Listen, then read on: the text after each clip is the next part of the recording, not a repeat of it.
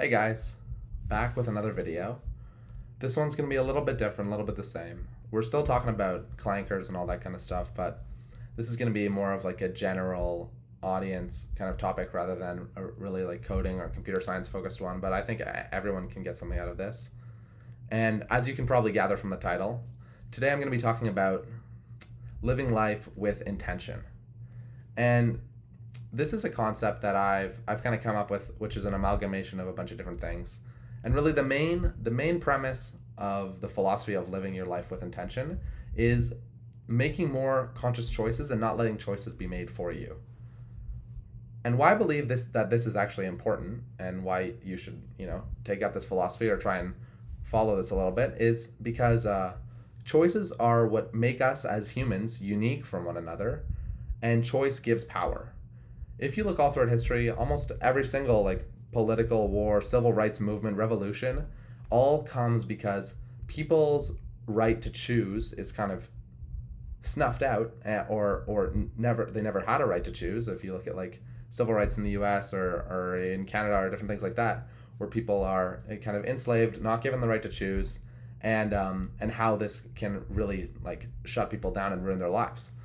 And in the terms of like the uniqueness kind of thing, your choices as you go through life, if you think about it like a video game, as you're picking your skill tree, as you're picking the decisions that you make in your life, going through this path, the Minecraft story mode, you end up, after all of these different choices, looking like an amalgamation of all of these choices. And it's kind of like a game of chess. Like after three moves of chess, the game can be completely unique, or it's something like that. I don't know. I just made that up. But it's that the more choices you make, the more unique you become, and the more like you are your own person rather than a clone of everyone else. And where I think that this lack of living with intention, like why I think people are not making enough choices these days, is due to social media and algorithms. And I completely understand this. Like social media is addicting. Like bed rotting is so easy, and bed rotting, brain rotting, these terms, they're all named things like this because when you are rotting, when you are scrolling through and just getting content from an algorithm, you are doing nothing productive. It's worse than sleeping, right? Like if you're on your phone, you're getting the blue light, right, which is ruining your sleep. You're frying your dopamine receptors, and you're not learning anything. Like at least if I was to go and spend 2 hours and go pick out and watch a movie or pick out and listen to an album, I chose to do that, and I chose this as my entertainment, and I'm gonna remember that, and I did this for a reason. But when you open up your phone and you scroll on TikTok for 2 hours, or I'm not saying you, but like me too, I do this sometimes as well, and I used to do this a lot. You are just almost deleting that time. Like nothing good is coming from that, and I dare you, like scroll on TikTok for 2 hours and try and remember every single video in a row that you watch. Like you're not gonna be able to do that because this algorithm is just giving you content to just like dumb your brain. And this is a really hard thing to break free from, even once you realize it. Like I've known this, everyone knows this for so long, right? Everyone's always like, yeah, I have a screen time addiction, but it's whatever. Everyone has a screen time addiction. Everyone's on their phone for 5 hours a day, and it's kind of like it's a normalized addiction. Like if you're an alcoholic, if you're like, yeah, I drink 5 beers a day, like people are gonna send you to Alcoholics Anonymous. But if you have 7 hours of screen time, just like, yeah, it's just how it be. And the fact that this addiction is so normalized is bad because it is a hard one to break too. And that's because there are these people at these social media companies, these coders, these whatever, these developers, these scientists paid millions and millions of dollars to engineer your addiction, to make the algorithm so good that even if you wanted to quit, you could not do this. And I find this very similar to food. Food in a way is engineered that its smell, its taste, every single thing about it, it's the colors on the packaging. All of these things make it impossible to take only one bite or to just leave the food alone.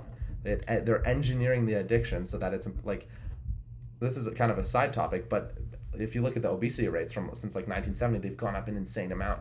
And I don't think all of a sudden the human psyche has suddenly become weak and we're unable to control ourselves. I just think that the engineering and the data that these food companies are getting is enabling them to make food that's so addictive that the average person, it's impossible. Like without an insane amount of discipline, you cannot overcome these addictions. And it's the same thing with social media. These people are paid millions of dollars to make you stay on your phone. And just like food, like it feels good, right? The dopamine hit feels good. And one thing that I want you to think about is like in the computer science side, I know like I don't really know a lot, but I know a little bit more. And your algorithm knows you so well. And if they wanted to give you a good video every single time you scrolled, they would be able to. But you know how sometimes you get a good video, you scroll through a few bad ones, and then you get another good video? That is the slot machine that is social media. I spoke about slot machines when talking about AI in my other video, and I feel like it's much more apparent in social media. When you're scrolling and you're getting bad video, bad video, bad video, good video, boom, it's that spike of dopamine. That spike and the drop and the boom, boom, boom, boom. It's like a drug where they're spiking and dropping your dopamine on purpose to keep you on the app, to keep you just to watch 4 more ads, to watch 5 more ads, to gather this much more data that they can sell. And I feel like this is something that you should care about, because I understand if you like don't give a fuck if a company's selling your data, but they're practically selling your time. The more time you spend on the app, the more money they get, and the less time you have to be a productive, useful member of society. And everyone shits on social media. Everyone, all the boomers and shit like that, they're like, these kids, these Gen Z, they're on social media. They're losers. They're not locked in. But I think social media is just the surface of this issue, and this is something I've realized more recently. I love listening to music, and I still love listening to music, but I really enjoyed it, and I use Spotify, right? And Spotify's pretty evil in their own ways of like not paying artists and stuff like that. But Spotify, what they've come out with a lot recently is a lot of AI like slop, like AI generated playlists, AI generated this, AI generated that. And what it's allowed me to realize is, holy fuck, the whole time I've just been listening to generated algorithmic music. When you're playing a song on Spotify, and you finish that song, it'll automatically play a bunch of songs after that it thinks you'll like too. And what I've realized is this is practically the same thing as just going on Instagram and scrolling and then swiping through the algorithm and letting it kind of feed you this content. Like, I'm outsourcing my choice of music that I want to listen to. And, this is easy, and you get good songs, and sometimes you hear new songs that you like. I realized that on average, it was just playing almost the same 200 songs over and over and over and over again. And my music taste, which started out unique in my own, became so similar to the average person's. Like, every song I know is every song everyone else knows. And this is something, I don't know if you've noticed this, but the average person's music taste who uses Spotify and is like a niche, like intense music listener is very, very, very similar. And this is because of this kind of algorithm that is feeding everyone the exact same music, this Spotify DJ. And so what I've done is I've completely removed Instagram and TikTok from my life, and it's been really helpful for me. It was very difficult, and I'm not gonna lie, like this was a 5-month process. I started by deleting TikTok from my phone and just scrolling on Instagram, because for me TikTok was the one that was the most addicting for me, because I'd get all the science-based lifting content and shit like that, and it would make me kind of feel productive, and that would just fuel my addiction. And then once I got to Instagram, my screen time maybe went down by like an hour. It's still like 4 hours, right? Which is terrible, but it was a little bit better. And eventually, I decided like, fuck, dude, I don't want any of this short form shit. So I got rid of Instagram as well. And then all I had on my phone like for social media was YouTube. But even that, like even just scrolling through the YouTube recommended and getting these videos, like, I don't know. It just, I'm really trying to just live my life, make all these choices, and actually be the one making them, rather than some corporation who just wants me to use their app and watch ads and get data from me. I don't want them to be the ones making the choices for me and influencing me, right? So I eventually got rid of YouTube off my phone, and I might be a hypocrite for making this video on YouTube and having YouTube on my computer, but there's this really good extension that I'll link in the description called Unhook, or YouTube like Unhooked or something like that. And I use it, and it allows me to just kind of remove the homepage, remove every page, and just have my subscriptions page. So I made a brand new YouTube account, this one, and I just subscribe to the YouTubers I want to watch, and I only get their content. I don't get anything recommended to me. It's just in the order that it comes out in, and I find this really helpful for curbing my addiction. And then the same thing, I got rid of Spotify, because I just didn't like their AI stuff. I didn't like their because I would always just play a song and just let it go. And for a while I didn't really listen to music, but then I just got back on Apple Music because my dad has a subscription, and I find their algorithm there is a lot worse, or maybe it just doesn't know me as well, and so I don't even bother auto-generating the songs, even if I wanted to.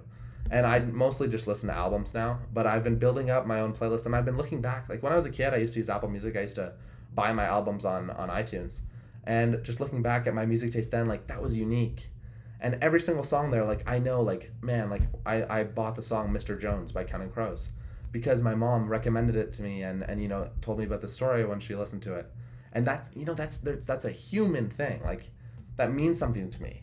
If I listen to music on Spotify, like all of these songs that I would listen to, they would mean nothing to me. They would just be like another thing that just popped up from the algorithm, or even the albums that they would recommend me. But if I listen to like Utopia by Travis Scott, like fuck, that was an album that I can remember the first time I listened to it, the day it came out in my hot tub at night, and that was a human moment. Or when I first listened to Kid A by Radiohead when I was in Mexico, and like these are like human things, but that give me memories. But when I'm scrolling on TikTok, when I'm listening to music on Spotify that's just generated there, I'm not getting that same emotional aspect. I don't really know how to put it in words, but I don't know. I feel like it's something that a lot of people can probably empathize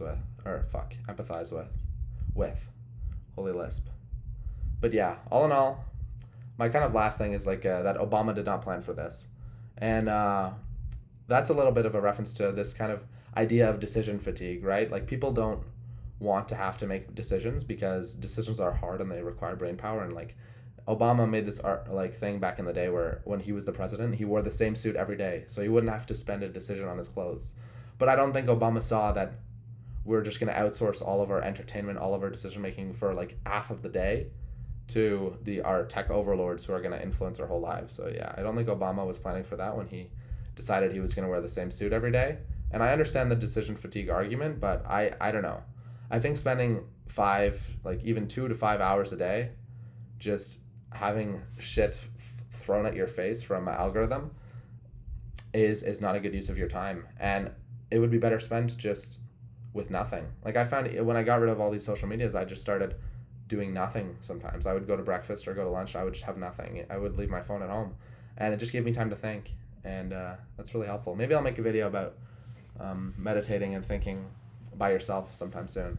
But yeah, that's basically just my rant on why you should be living with intention and why you should be trying to make more choices in your life and having a bit more control over your life, because that's what makes you you, man.